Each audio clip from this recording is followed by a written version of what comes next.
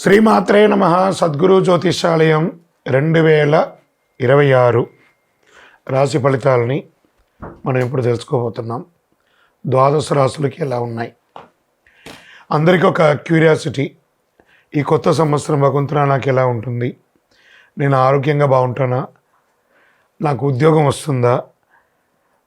నాకు వ్యాపారం బాగుంటుందా?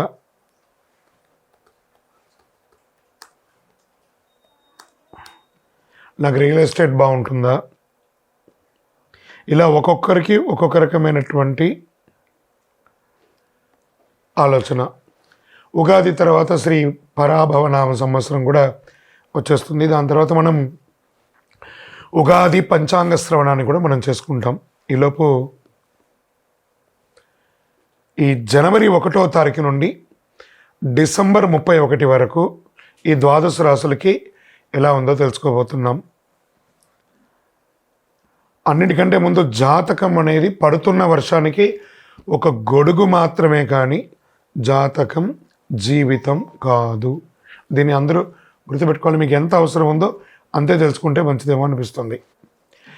సద్గురు జ్యోతిషాలయం నుంచి తులారాశి వారికి ఆంగ్ల నూతన సంవత్సర శుభాకాంక్షలు.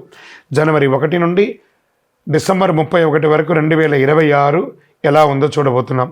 తులారాశి వారు కొన్ని నెలలుగా, ఒక 2-3 సంవత్సరాలుగా అప్ అండ్ డౌన్స్ చూసే మీకు ఒక శుభమైనటువంటి సమయం ప్రారంభమైందని కూడా చెప్పచ్చు. ఎందుకంటే ఇది వచ్చి ముఖ్యమైన సంవత్సరం. జీవితంలో ముఖ్యంగా ఉద్యోగ స్థానం, ఆదాయపరంగా పెద్ద మార్పులు వస్తాయి. 2026లో ప్రస్తుతం ఉన్న ఉద్యోగంలో మార్పు, పనిచేసే విభాగంలో మార్పు లేదా ప్రమోషన్స్తో పాటు మేనేజ్మెంట్ స్థాయి బాధ్యతలు, సలహాలు ఇచ్చే అడ్వైజరీ పదవులు, మ్యానుఫ్యాక్చరింగ్ రంగంలో అవకాశాలు, బ్యాంకింగ్ సెక్టార్లో ఉద్యోగం, టీచర్స్, లెక్చరర్స్, ప్రొఫెసర్స్ వారికి మంచి ఉద్యోగ అవకాశాలు, ప్రమోషన్స్ అవకాశాలు. మొత్తంగా చెప్పాలి అంటే ఐటీ రంగం వారికి కూడా ఒక మంచి ఇదని చెప్పచ్చు. ప్రభుత్వ రంగంగా కూడా మీరు కోరుకున్నటువంటి పదవులు వచ్చే అవకాశాలు ఉన్నాయి. కానీ ఒక్క చిన్న జాగ్రత్త, అవసరం లేని విషయంలో మీరు తలదూర్చకుండా ఉండాలి. ఇతరుల పనుల్లో జోక్యం చేసుకోకూడదు. ఇవి చేయకపోతే మీకంటే గొప్పవాళ్ళు ఇంకొకళ్ళు లేరు. మొదట్లో పనిపై ఆసక్తి తక్కువ అనిపించవచ్చు, కానీ గురుస్థానం వల్ల సలహాలు ఇచ్చే, మార్గనిర్దేశకం చేసే ఉద్యోగాల్లో ఉన్న వారికి అద్భుతమైన ఫలితాలను కూడా చెప్పచ్చు. ఇది ఇంకా చెప్పాలి అంటే ఐఏఎస్, ఐఎఫ్ఎస్, ఐపీఎస్ వాళ్ళకందరికీ ఉంటారు చూసారా, సివిల్ సెక్టార్లో ఉన్న వాళ్ళకి, వీళ్ళకందరికీ చాలా గొప్ప అవకాశాలు ఉన్నాయండి ఈ సంవత్సరం. గురు ప్రభావం జూన్ తర్వాత ఎలాంటి నెగిటివ్ ప్రభావం లేదు. ప్రశాంతంగా స్థిరంగా ఉంటారు. గురు స్థానం మారడం వల్ల పనిలో జోక్యం, ఉద్యోగుల మార్పులు, భయపడాల్సిన అవసరం అనేది లేదు. ధనం, ఆర్థిక భద్రత కొంచెం మిశ్రమంగా ఉన్నా డబ్బుకు లోటు ఉండదు, కానీ విపరీతమైన ఖర్చు కూడా ఉంటుంది. బంగారం కొనుగోలు, కుటుంబంలో శుభకార్యాలు, ఆర్థికంగా స్పష్టమైనటువంటి ఎదుగుదల, కొత్త ఉద్యోగానికి మీరు త్వరగా సిద్ధపడతారనమాట. తులారాశి వారి స్టైలే వేగం, చాలా స్పీడ్. ఏ నిర్ణయం తీసుకున్నా మీరు చాలా స్పీడ్గా తీసుకుంటారు. కాస్త బ్రేక్ వేసి తీసుకోండి. ఆలస్యం అనే మాటే ఉండదు మీకు. ఒక అవకాశం ముగిస్తే వెంటనే తదుపరి అవకాశం కోసం హంగర్గా ఎదురు చూస్తూ ఉంటారు. కొన్ని దానివల్ల పొరపాటు నిర్ణయాలు కూడా జరుగుతుంటాయి. కాబట్టి జాగ్రత్త అని ఉంటుంది. నో అనేది మీ చరిత్రలోనే లేదు. నో అని దేనికి చెప్పరు. చలో చేసేద్దాం, నెక్స్ట్ ఆపర్చునిటీ కోసం ఎదురు చూస్తాం అని ఉంటుంటారు. శుభ కార్యక్రమాలు ఇంట్లో చేసే అవకాశాలు ఉన్నాయి. వివాహాది, గృహప్రవేశాది కార్యక్రమాలు చేసే అవకాశాలు ఉన్నాయి. కొత్త ఇల్లు కొనుక్కోవడం ఇలాంటివి జరిగే అవకాశాలు ఉన్నాయి. 2026లో కొత్త ఉద్యోగం కోసం ప్రయత్నం చేసే వాళ్ళకి ఇది మంచిది. లేదా ఉద్యోగం చేస్తున్న వారు ప్రమోషన్స్ కోసం లేదా పర్మనెంట్ అవకాశాల కోసం ట్రై చేసిన వాళ్ళకి ఇదొక మంచి అవకాశం కూడా చెప్పచ్చు. శత్రువులు అంటేనే మీకు ఎదుగుదల అని చెప్పచ్చు. మీ శత్రువులు ఉన్నారంటే మీరు ఎదుగుతున్నారని అర్థం. మీకు శత్రువులు ఉన్నారంటే మీరు ఎదుగుతున్నారు. మీ ఎదుగుదలను తట్టుకోలేకనే వాళ్ళు శత్రువులుగా మారుతున్నారని అర్థం. ఎదుగుదల లేకపోతే శత్రువులు ఎందుకు ఉంటారు? కాబట్టి మాటలకు విలువ, గౌరవం ఇవన్నీ పెరుగుతుంది. అందరూ గమనించేస్తాయి. ఎందుకంటే 2వ స్థానంలో గురు దృష్టి ఉంటుంది. జూన్ తర్వాత అద్భుతమైనటువంటి స్థితిని పొందుతారు. సమాజంలో గౌరవం పెరుగుతుంది, మర్యాదలు పెరుగుతుంది, పేరు ప్రఖ్యాతులు పెరుగుతుంది, పోగొట్టుకున్న పేరు ప్రఖ్యాతులు తిరిగి వస్తుంది, విపరీతంగా పెరిగే అవకాశాలు. ఆరోగ్య భాగంగా తొడ భాగంలో కాల సంబంధిత చిన్న చిన్న సమస్యలు, మర్మస్థానంలో చిన్న ఇబ్బందులు వచ్చే అవకాశాలు ఉన్నాయి. ఇంకా పెద్ద వయసు వారికి ఆరోగ్య సమస్యలు ఇవన్నీ జాగ్రత్త చేసుకుంటే చాలా మంచిది. నెగిటివ్స్ అనుకుంటే తొందరపడే నిర్ణయాలు మీకు నెగిటివ్స్ అని కూడా చెప్పచ్చు ఈ సంవత్సరం. దీనివల్ల ఉద్యోగం, డబ్బు, గౌరవం అన్నిటిలోనూ మిశ్రమ ఫలితాలు వస్తుంది మీ తొందరపాటు నిర్ణయాల వల్ల. జాగ్రత్తగా ఉండండి. ప్రమోషన్స్ భారీ అవకాశాలు ఉన్నాయి. మాటలకు గౌరవం పెరుగుతుంది. వేగమైన ఎదుగుదల ఒక్కొక్కసారి పడిపోయే అవకాశాలు ఉంటాయి కాబట్టి స్థిరంగా ఎదిగే అవకాశాలు ఇక మీదట మీకు వస్తుంది. మీ యొక్క ఇష్టదైవాన్ని ప్రార్థన చేయండి. చండీ సప్తసతి పారాయణని అవకాశం ఉంటే చేయండి, చాలా బాగుంటుంది మీకు అందరికీ కూడాను. మీ యొక్క నియర్ బైలో ఉన్నటువంటి దేవాలయాలకి, నవగ్రహాలకి నెలకు ఒకసారైనా వెళ్ళి ఒక 19 ప్రదక్షిణాలు చేయండి. మీ వ్యక్తిగత జాతక అపాయింట్మెంట్ కోసం మా నెంబర్కి మీ పేరు, date of birth, time of birth, place of birth WhatsApp చేయండి. 2026 అన్ని రంగాల వారికి అద్భుతం జరగాలని అఖిలాండ కోటి బ్రహ్మాండ నాయకుడు శ్రీ ధర్మశాస్త్ర అయ్యప్ప స్వామి వారిని ప్రార్థిస్తూ 12 రాసుల్లో ఉన్న మీ రాశివారు యోగంగా ఉండాలి అని ప్రతి రాశి వారికి ప్రార్థన చేస్తున్నాను. తిరుపతికి వచ్చినప్పుడు మన అయ్యప్ప స్వామి వారి 18 అవతారముల దేవాలయాన్ని, కార్యసిద్ధి కలిగించే 18 అవతారముల దేవాలయాన్ని దర్శనం చేసుకోండి. విజయోస్తు. వైకుంఠ ఏకాదశి ఈ ధనుర్మాసంలో ఉన్నటువంటి ఒక గొప్ప పండుగ కదా. సంవత్సరంలో ఒకరోజు వచ్చేది ఆ వైకుంఠనాథుని యొక్క అద్భుతమైనటువంటి రోజు. ఆ రోజు తెల్లవారుజామున అందరూ అభ్యంగన స్నానం చేసి విష్ణు సహస్రనామ పారాయణం చేసి ఇల్లంతా కూడా పారాయణించాలి. గడపకి వచ్చి చక్కగా ఉపవాసాలుండి ఏకభుక్తం చేసి విష్ణు సహస్రనామాలు చేసి స్వామి దేవాలయాలు దర్శనం చేసుకునే, వైకుంఠ ద్వార దర్శనం చేసుకునే ఒక అలవాటు. మరి ఈ 2025 ముగింపులో వచ్చినటువంటి ఈ వైకుంఠ ఏకాదశి తిథి ప్రారంభం డిసెంబర్ 29 రాత్రి, ఏకాదశి తిథి ముగింపు డిసెంబర్ 30, 2025 రాత్రి. దీని ఎలా ఉంటే వైకుంఠ ఏకాదశి యొక్క ప్రాముఖ్యత ఏంటి? వైకుంఠ ద్వారం తెరుచుకుంటుంది. ఈ ద్వారం ద్వారా దర్శనం చేస్తే పాప ప్రక్షయం, ఆయురారోగ్యం, కుటుంబ శాంతి, మోక్ష సాధనకు మార్గం అని చెప్పొచ్చు. ప్రతి వైష్ణవ దేవాలయంలో ఉత్తర ద్వార దర్శనం ఉంటుంది. అవకాశం ఉంటే వెళ్ళండి, దర్శనం చేసుకోండి. ఆ మొలహోర అని చెప్పి ఆ మిరియాలతో చేసినటువంటి ఒక కట్టపొంగల్ లాంటి ఒక ప్రసాదం ఇస్తారు. అది ఎందుకు ఏకాదశి రోజు తింటే లోపల ఉన్నటువంటి నాభి నుంచి శరీరంలో ఉన్నటువంటి అన్ని నరాల్లో ఉన్నటువంటి బ్లాక్స్ అంతా కూడా క్లియర్ అవుతుందంటారు. ఆ మొలహోర అంటారు దాన్ని. ఆ ప్రసాదం తీసుకోండి. శ్రీ మహావిష్ణువు, రంగనాథ స్వామి, వైకుంఠేశ్వర స్వామి దేవాలయాల్లో వైకుంఠ ద్వార దర్శనం అత్యంత వైభవంగా భారతదేశంలో జరుగుతూ ఉంటుంది. దీని పూజా విధానంగా ఎలా చేసుకోవచ్చు అంటే బ్రాహ్మీ ముహూర్తంలో స్నానం, విష్ణు పూజ, తులసి దళాలు, పసుపు పుష్పాలు పెట్టడం, నైవేద్యం పండ్లు, పాయసం ఇవ్వడము, విష్ణు సహస్రనామం పారాయణ చేయడం, నారాయణ స్తోత్రం, వీలుంటే భగవద్గీత 700 శ్లోకాలు పారాయణం. ఇంతకంటే గొప్ప ఉంటుంది. ఉపవాసం, సంపూర్ణ ఉపవాసం అంటే 1 లీటర్ బాదం పాలు తాగడం, రకరకాల పండ్లు తినడం కాదు, ఉపవసించడం. భగవన్నామస్మరణతో భగవంతుడితో ఉపవసించడం అంటే సెల్ఫ్ హీలింగ్ అనమాట.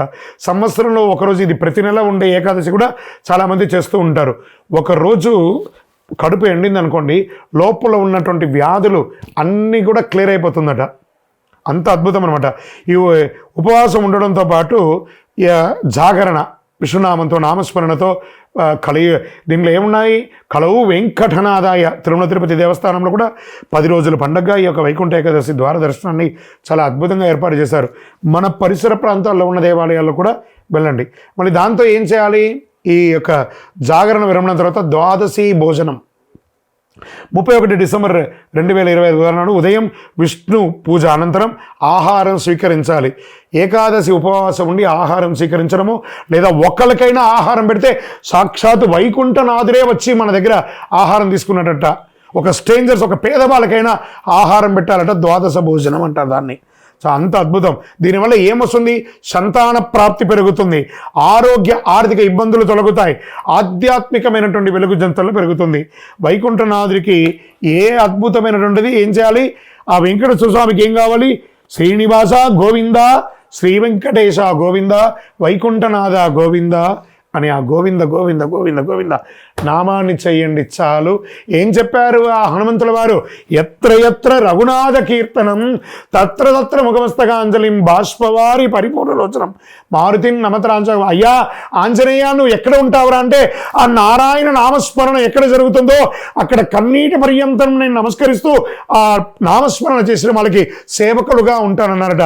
ఈ వైకుంఠ ఏకాదశి రోజు ఒక్కసారి మీరు నామస్మరణ చేస్తే 1,00,000 సారి నామం చేసినంత ఫలితం. కలవు వెంకటనాథాయ. అలా వైకుంఠనాథుని ప్రార్థన చేయండి, అన్ని రకాల అనుగ్రహం పొందండి. విజయోస్తు. సంక్రాంతి వచ్చిందంటే ఎంత పండగ అందరికీ. చాలా ఇది ఆ నారాయణ సేవ చేసేవాళ్ళు, ఆ గోవులు వెళ్ళేవాళ్ళు ఎంత అద్భుతంగా ఉంటుందంటే పల్లెటూరులలో అంతా చేస్తే ఆ గొబ్బిలు పెట్టి పూలు పెట్టి ఎంతో అందమైనటువంటి పండగ. దేనికోసం ఇది? అయ్యప్ప భక్తులు కూడా చాలా గొప్పది. భోగికి ముందు చేరాలి, మకర సంక్రాంతి చూడాలి, చాలు చాలు మనకింకా వలదు వలదు ఇక జన్మ. ఇంత అద్భుతం తెలుసా? ఈ భోగికి ముందు అన్ని పాత నెగిటివ్స్ అన్నీ కొట్టుకోబోతుందట. దక్షిణాయన కాలం పోయి ఆ సంక్రాంతి రోజు మకర సంక్రమణంతో ఉత్తరాయణ పుణ్యకాలం పెరుగుతుందట. దీనికోసం బాగా భోగి మంటలు వేసుకుంటారు. అన్ని చెత్త చెదారం అంతా ఎందుకు వేసి కాలుస్తారు? ఏదో మొక్కుబడిగా చేస్తారనుకున్నారా? మాలో ఉన్న దరిద్రం, కామ క్రోధ లోభ మోగ మదమాత్సర్య ఈశ డంబాలన్నింటినీ అగ్ని రూపంలో కాల్చి మేము ఒక ఫ్రెష్గా మారబోతున్నాము. మకర సంక్రమణంతో సంక్రమించాలనుకుంటున్నాము. దక్షిణాయనం పోయి ఉత్తరాయణం పొందుతున్న అద్భుతమైనటువంటి సమయం అండి. ఆధ్యాత్మికతకు కొత్త సంవత్సరంలో, ఆంగ్ల నూతన సంవత్సరంలో మొట్టమొదటి పండుగ అండి ఆ మకర సంక్రాంతి. అద్భుతం. ఎలా పాత అలవాట్లు, పాత కష్టాలు, నెగిటివిటీ ఇవన్నీ భోగి మంటలో దహనం చేసేస్తున్నాం. ఎంత అద్భుతం కదా! భగవంతుడు మనకి ఇచ్చినవన్నీ కొత్త జీవితానికి సిద్ధం కావడం. ఆచారాలు, తెల్లవారుజామున భోగి మంటలు, ఇంటి ముందు ముగ్గు గొబ్బిళ్ళు, ఇంటి శుభ్రత, పాత వస్తువులు తొలగింపు, భోగి ఫలం, రోగాలు తగ్గుతాయి, మనసుకు తేలిక, ఇంట్లో శుభ్రత.